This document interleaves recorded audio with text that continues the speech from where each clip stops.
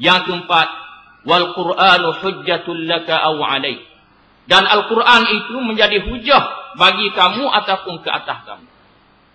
Nabi SAW menyebut, jika sekiranya seseorang itu menjadikan Al-Quran sebagai petunjuk kepadanya di dalam kehidupan di atas dunia ini, maka Al-Quran itu akan menjadi hujah baginya di hari akhirat. Sebagaimana disebut oleh Allah Ta'ala, Alif Lam Mim, Zalikal kitabu la raiba fih, hudan lil muttaqin. Alif Lam Mim, kitab ini tidak ada syak baginya, menjadi petunjuk kepada orang-orang yang beriman, yang bertakwa kepada Allah Subhanahu Wa Ta'ala. Bila dijadikan Al-Quran sebagai petunjuk di dalam kehidupannya, maka Al-Quran tersebut akan menjadi hujah kepadanya di hari akhirat.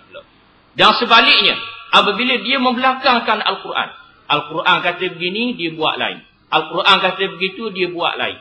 Nescaya Al-Quran tersebut akan menjadi hujah ke atasnya di hari akhirat.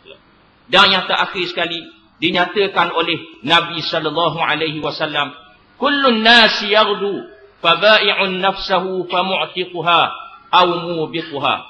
Sekalian manusia itu berpagi-pagi, maka ada orang yang menjual dirinya, lalu dimerdekakannya atau dibinasakannya.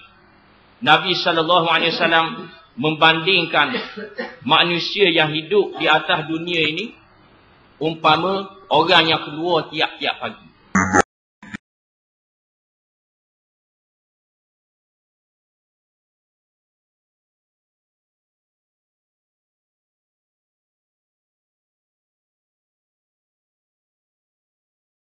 لهم الجنة يقاتلون في سبيل الله فيقتلون ويقتلون وعدا عليه حقا في التوراة والإنجيل والقرآن ومن أوفى بعهده من الله فاستبشروا ببيعكم الذي بايعتم به وذلك هو الفوز العظيم.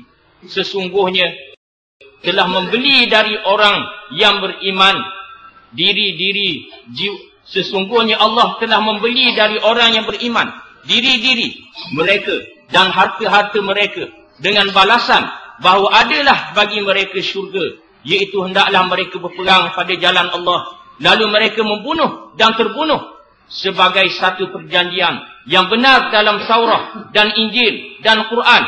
Kerana bukankah tidak ada yang menyempurnakan dengan janjinya lebih daripada Allah?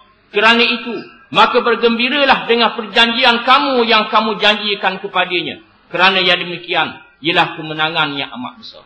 Mudah-mudahan Allah Subhanahu Wa Ta'ala memberikan manfaat dan faedah daripada apa yang kita dengar.